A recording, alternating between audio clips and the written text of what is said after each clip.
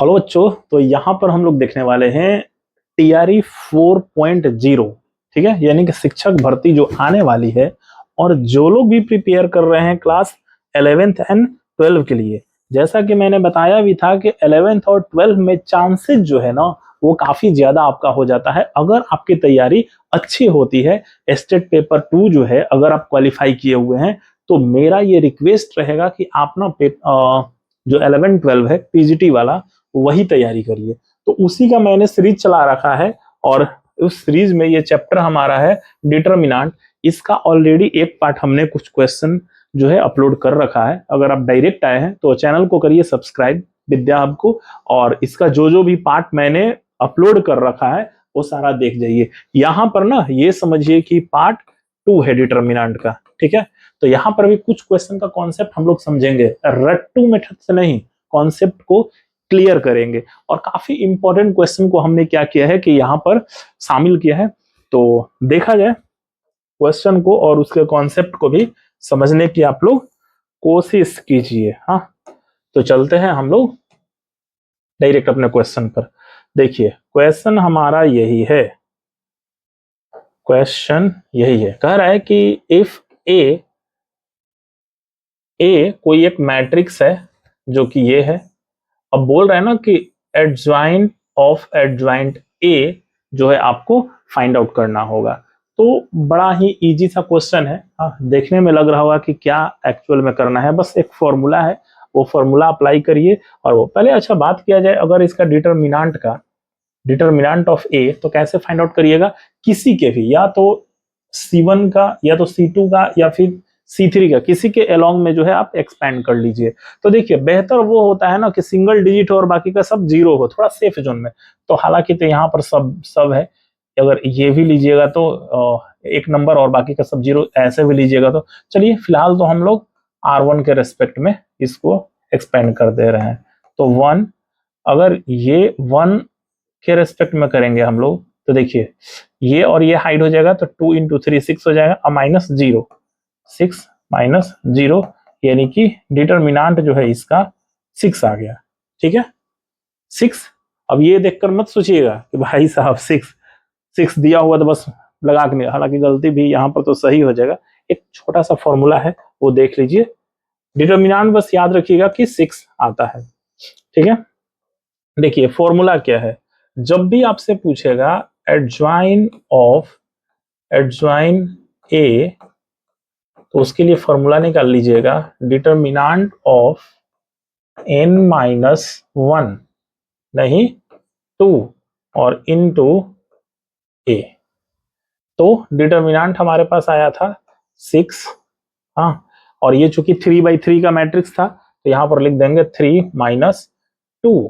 हाँ, और इनटू ए, ये हो जाएगा 6 का पावर 3 से 2 गया 1, तो 6 ही रहेगा, और ये ए। दैट्स वाई वहां पर ऑप्शन जो था 6A था, ऑप्शन नंबर 3। ठीक है, तो आई होप कि इस क्वेश्चन का कॉन्सेप्ट जो है समझ में आया होगा। फॉर्मूला आपको बस याद रखना है, और determinant of a to the power n-2 into A. चलिए नेक्स्ट क्वेश्चन की तरफ बढ़ते हैं हम लोग। नेक्स्ट क्वेश्चन है हमारे पास, ए जो है स्क्वायर मैट्रिक्स है। स्क्वायर मैट्रिक्स का मतलब क्या होता है कि m इक्वल टू n, जहां पर m रो है और n कॉलम है, यानी कि रोज और कॉलम दोनों आपस में इक्वल जब होगा तो उसे हम लोग स्क्वायर मैट्रिक्स बोलेंगे। कह रहे हैं कि 3/3 क्या है, और डिटर्मिनेंट ऑफ a जो है वैल्यू दे दिया है 5। सेम यहाँ पर भी हमें वैल्यू फाइंड आउट करना है एडज्वाइंट ऑफ a का। इसका भी बड़ी ही आसान सा ट्रिक है। ठीक है, वैल्यू ध्यान रखिएगा, 3/3 का स्क्वायर मैट्रिक्स है, डिटर्मिनेंट ऑफ a जो है हमारा 5 मेंशन किया हुआ है। फॉर्मूला हम लोग आते हैं, देखिए एडज्वाइंट ऑफ ए का फॉर्मूला होता है डिटर्मिनेंट ऑफ ए, जो पहला वाला क्वेश्चन था, और यहां पर हो जाएगा n-1। अगर इसी के पहले देखिए ये तो फॉर्मूला हो गया, और पहले वाला क्वेश्चन में हम लोग क्या यूज किए थे, एडज्वाइंट और एडज्वाइंट ऑफ ए। तो वहां पर फॉर्मूला हम लोग लगा लिए थे determinant of A n-2 into A. तो दोनों फॉर्मूला जो है ना अपने दिमाग में रखिएगा। फिलहाल हम लोग ये वाला फॉर्मूला, क्योंकि यहाँ पर 2 बार एडज्वाइंट नहीं है। तो देखिए डिटर्मिनेंट ऑफ ए, वहां पर वैल्यू गिवन था हमारा 5 था, तो 5 लिख दिया, और ये है n 3/3 का था तो 3 माइनस 1 यानी कि 5 का पावर 2 25 और ये है ऑप्शन नंबर 2। ठीक है, फॉर्मूला याद रखिएगा, कॉपी वगैरह में जो भी है नोट डाउन कर लीजिएगा। नेक्स्ट क्वेश्चन की तरफ चलते हैं। क्वेश्चन है हमारा कि consider A X equal to B has a unique solution if A not equal to 0। मतलब ये ना चार स्टेटमेंट दिया हुआ है, यहाँ पर बताना है कि कौन सा ऑप्शन जो है वो सही है। सबसे पहले तो मैं क्वेश्चन पढ़ रहा हूं और देन इसका कॉन्सेप्ट बताऊंगा कि क्यों ये ट्रू है और क्यों ये फॉल्स है। तो कह रहे हैं कि ए एक्स इक्वल टू बी है, क्या ये यूनिक सॉल्यूशन होगा जब डिटरमिनेंट ऑफ ए निकालिएगा और ये नॉट इक्वल टू 0 है। बिल्कुल सही है। हाँ, हालांकि पहले क्वेश्चन पढ़ते हैं देन हम लोग डिसाइड करेंगे। ये सही है। हालांकि जब डिटरमिनेंट फाइंड आउट करते हैं अगर वो 0 नहीं आता है, 0 के इक्वल नहीं आता है, तो सिंपल सा बात है कि उसका यूनिक सॉल्यूशन ही फाइंड आउट होगा। नेक्स्ट है system always inconsistent if determinant of A equal to 0। कह रहा है कि अगर डिटरमिनेंट अगर 0 आ गया तो क्या वो इनकंसिस्टेंट होगा, और इनकंसिस्टेंट होगा तो वो ऑलवेज होगा। तीसरा ऑप्शन है इफ a इक्वल टू 0 और adjoint of a into B equal to 0 तो क्या वो इनफाइनाइट सॉल्यूशन देगा। और फोर्थ ऑप्शन है कि फॉर कंसिस्टेंसी यानी कि कंसिस्टेंट्स के लिए डिटरमिनेंट ऑफ a जो है वो नॉन जीरो ही होना चाहिए, ऑलवेज नॉन जीरो होना चाहिए। ठीक है, चलिए बढ़ते हैं हम लोग आगे इसके स्टेटमेंट को, और ये थोड़ा सा नोट डाउन भी आप लोग कर लीजिएगा और चीजों को थोड़ा दिमाग में रखिएगा। देखिए बहुत इजी है। कह रहा है कि अगर determinant of A find out किया आपने और अगर वो 0 नहीं आया तो आपको याद रखना है कि उसका यूनिक सॉल्यूशन ही होता है, यानी कि ये ऑप्शन जो था वो ट्रू था। हाँ, कोई भी मैट्रिक्स हो, कोई भी डिटरमिनेंट हो और 0 नहीं आता है तो वो यूनिक सॉल्यूशन में जाएगा। दूसरा था कि अगर डिटरमिनेंट 0 आ गया तो क्या वो ऑलवेज इनकंसिस्टेंट होगा, ये ऑप्शन में दिए हुए था। लेकिन अगर 0 आएगा तो does not always inconsistent, always नहीं होता है, एक कंसिस्टेंस का भी केस बनता है। ठीक है, इट्स कंसिस्टेंस ओनली इफ, ये वाला जब केस आएगा ना तब जाकर होगा। Adjoint of A into B not equal to 0, तो इसीलिए ये ऑप्शन जो है फॉल्स हो जाता है। नेक्स्ट था कि डिटरमिनेंट अगर निकाले 0 आ गया, adjoint of A into B निकाले वो भी 0 आ गया, दोनों अगर 0 आ गया ना तो याद आपको रखना है कि मेन ही सॉल्यूशन होता है, तो ये भी ऑप्शन ट्रू है। और चौथा ऑप्शन था सिस्टम कैन बी कंसिस्टेंट होगा इवन विथ डिटरमिनेंट 0, तो ये भी ऑप्शन फॉल्स हो गया। यानी कि इस तरीके से ऑप्शन 1 एंड 3 जो है वो हमारा सही हो गया। नेक्स्ट चलते हैं हम लोग क्वेश्चन की तरफ।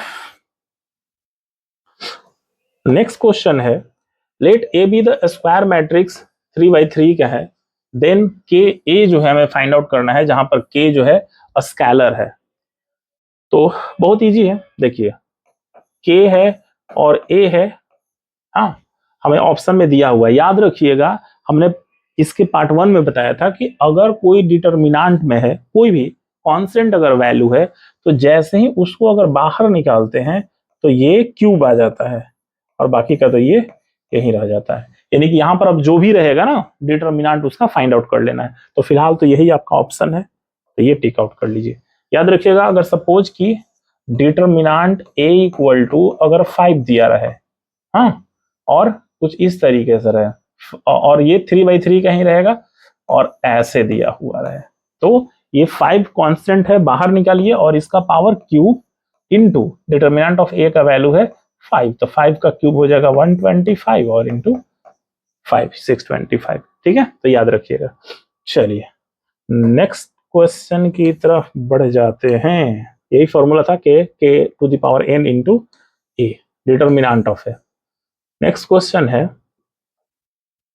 कि ए मैट्रिक्स दिया हुआ है, डिटरमिनेंट जो दिया हुआ है वो 2 है, तो वैल्यू ऑफ x हमें पता करना है। हाँ देखिए log x को हम लोग 2 से मल्टीप्लाई कर लेंगे तो 2 log x हो जाएगा, बीच में तो माइनस होता है ना जी, बीच में माइनस का सिंबल होता है। अब log x को 1 से करेंगे, दोनों माइनस में है तो प्लस हो जाएगा, और यहाँ पर तो ऑलरेडी माइनस है ही, यहाँ पर हो जाएगा log x, और यहाँ पर दोनों का डिटरमिनेंट का वैल्यू दिया हुआ है 2, तो 2 को log x में से सिंगल log x को सब्ट्रैक्ट कर दीजिए तो हो जाएगा log x इक्वल टू 2, और सिंपल सी बात है, यानी कि log x इक्वल टू 2, एक ना फॉर्मूला आप लोग ये ध्यान रखिएगा, log x का वैल्यू हमारे पास आया है 2, बस ये फॉर्मूला देख लीजिए ध्यान से। देखिए यही था हमारे पास, यहां देखिएगा log x इक्वल टू 2 आया हुआ है। ये फॉर्मूला याद रखिएगा आप लोग कि अगर कोई वैल्यू रहता है, ये वैल्यू जो है एक्सपोनेंशियल पर पावर बन जाता है। जैसे यहां पर हमारे पास आया हुआ था log x इक्वल टू 2, तो हमने क्या बोला कि एक्सपोनेंशियल पर वो पावर बस बन जाएगा, यानी कि यहां पर हो जाएगा e टू द पावर 2, और यहां पर तो 1, यानी कि यही log जो है ना राइट साइड में जाएगा तो पावर के फॉर्म में। तो ये हमारा आंसर हो गया, और ये है ऑप्शन नंबर कौन सा, देखिए 2 था। ठीक, चलिए नेक्स्ट चलते हैं, क्वेश्चन नंबर 13। क्वेश्चन नंबर 13 है, द पॉइंट ए का वैल्यू दिया हुआ है, बी का वैल्यू दिया हुआ है और सी का वैल्यू दिया हुआ है। कह रहा है कि ये क्या होगा, नॉन कोलिनियर होगा, कोलिनियर होगा, इक्विलेटरल ट्रायंगल का वर्टेक्स होगा या फिर राइट एंगल का। तो सिंपल सी बात है कि अगर इक्विलेटरल होगा तो ऑल साइड आपस में इक्वल होता है, यानी कि ए बी फाइंड आउट करेंगे डिस्टेंस फॉर्मूला से, बी सी फाइंड आउट करेंगे और देन ए सी फाइंड आउट करेंगे। तो बड़ा ही लेंदी होगा, ये समझिएगा, ये क्वेश्चन ना लेंदी ही जाएगा। हमें हालांकि आंसर तो यहां पर पता है। कोलिनियर के लिए क्या है कंडीशन, कोलिनियर के लिए कंडीशन है कि आप ना area of triangle find out करिए, अगर वो 0 आ जाता है तो कोलिनियर हो जाएगा। चलिए कोई ऑप्शन है नहीं, इसीलिए देखा जाए और इसको बनाया जाए लॉन्ग मेथड। हालांकि कहिएगा कि लॉन्ग मेथड बनाने के लिए तो टाइम नहीं रहता है, बनाते बनाते क्या होगा ना कि आपका थोड़ा सा स्पीड ना बढ़ जाएगा और आसानी से ना आप बना लीजिएगा। तो देखा जाए कैसे एरिया ऑफ ट्रायंगल हम लोग फाइंड आउट करेंगे, ये भी देखिएगा। Area of triangle A B C क्या करना होता है, 1/2, और इसको कैसे लिखना है देखिएगा, ये है ए बी और यहां पर लिख दिया जाता है 1, ध्यान रखिएगा। फिर यहां पर बी है तो ये हो जाएगा बी ए और यहां हो जाएगा 1, और सी के लिए 2a माइनस, इसको थोड़ा सा ना इधर लिख करके लिखते हैं, तो ये हो जाएगा 2a माइनस 2b, और ये है 3b माइनस a, और यहां पर तो 1 है ही। चलिए अब इसको सिंपल सा जो हमारा प्रोसेस है, खानदानी प्रोसेस, उसी खानदानी प्रोसेस से एक अप्लाइंग रूल भी है, बट वो ना बता करके डायरेक्ट ही मैं आप लोगों को बता रहा हूं। देखिएगा ध्यान से बस, 1/2 है तो 1/2 हमने ले लिया। अब हम क्या करेंगे, किसी के अलोंग में भी एक्सपेंड कर लेते हैं, तो हम लोग R1 के अलोंग में जो है एक्सपेंड कर रहे हैं। याद रखिएगा ये प्लस होता है, ये माइनस होता है और ये प्लस होता है। सिंबल का ध्यान रखिएगा, क्योंकि एक सिंबल में गलत हो जाएगा मतलब कि पूरा क्वेश्चन गलत हो गया। तो देखिए ए से स्टार्ट करते हैं हम लोग, ए से स्टार्ट करेंगे तो ये वाला पार्ट और ये वाला पार्ट हाइड हो जाएगा, तो a इंटू 1 ए आ जाएगा, बीच में माइनस का सिंबल होता है, 3b माइनस a इंटू 1 तो हो जाएगा 3b, और ये बन जाएगा प्लस a। ठीक है, अब यहाँ पर माइनस है तो माइनस b है तो b। अब देखिए ये वाला पार्ट हाइड हो जाएगा, यहाँ से ये वाला पार्ट और ये वाला पार्ट, तो b इंटू 1 हो जाएगा b माइनस 2a इंटू 1 तो हो जाएगा 2a, और यहाँ पर हो जाएगा प्लस 2b। हाँ, अब बारी है प्लस 1 का, तो 1, अब ये वाला और ये वाला हाइड हो जाएगा, तो बचेगा b इंटू 3b तो हो जाएगा 3b square, b into a तो माइनस ए बी। अब देखिए बीच में सिंबल होता है माइनस का, a into A 2a square और a इंटू 2b यानी कि प्लस 2ab। ठीक है, अब एक भी भाई इसमें अगर गलत होगा ना तो फिर बैंड बच जाएगा मेरा, तो फिर मैं छोड़ दूंगा, आप लोग फिर समझ लीजिएगा। हाँ, तो चलिए ध्यान से देखिए आगे भी 1/2, तो 1/2 क्योंकि होता क्या है ना कि बोर्ड के पास जाने के बस ना प्लस माइनस तो थोड़ा सा पास माइनस से दिखता नहीं है, दूर से थोड़ा सा बन जाता है, तो आप लोग देख रहे हैं तो आपको अच्छे से। चलिए देखते हैं, गलत तो नहीं होना चाहिए। अब मल्टीप्लाई कर लेते हैं, तो a इंटू ए हो जाएगा ए स्क्वायर, a इंटू बी तो हो जाएगा 3ab, और ये हो जाएगा ए स्क्वायर। सही है ना, एक बार फिर से चेक कर लेता हूँ, ए वाला a और ये हाइड हो गया तो a इंटू वन, और हाँ सही है, ठीक है। देखिए ये माइनस b, तो अब इसको भी मल्टीप्लाई कर लिया जाए तो ये हो जाएगा b into B, B square plus 2ab minus 2b² plus 1 से इसमें कर दीजिए, सेम ही आएगा सब, 3b² minus ab minus 2a² plus 2ab। ठीक है, अब ब्रैकेट को क्या करते हैं, ब्रेक डाउन करते हैं, हाँ सबको अरेंज करते हैं।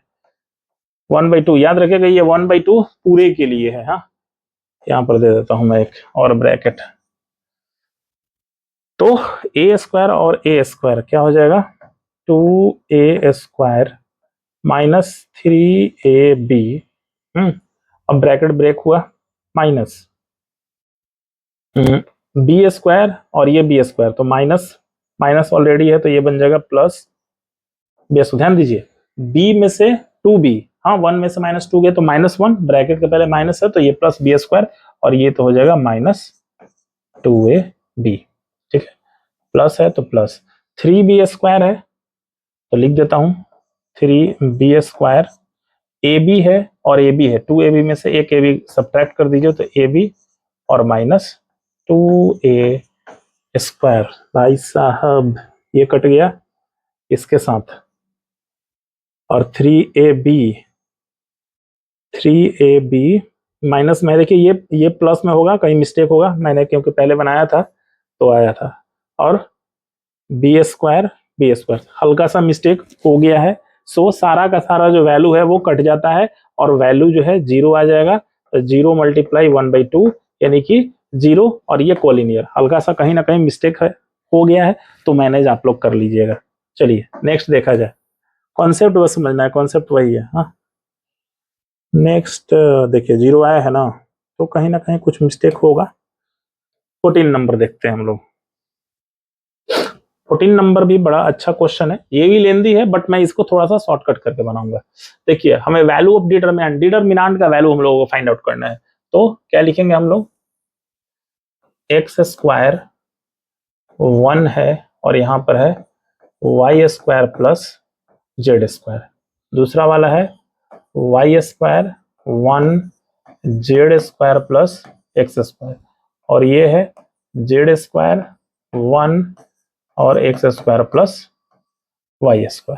ठीक है, अब इसका ना डिटरमिनेंट फाइंड आउट करना है, तो या तो दो रो को इक्वल कर दीजिए या फिर दो कॉलम को इक्वल कर दीजिए। अगर इक्वल कर देंगे, करने लायक होगा तो वैल्यू क्या आ जाएगा, 0 आ जाएगा। तो चलिए देखा जाए, हम क्या करते हैं ना कि C1 और C2 को ऐड कर देते हैं, C1 और C2 को।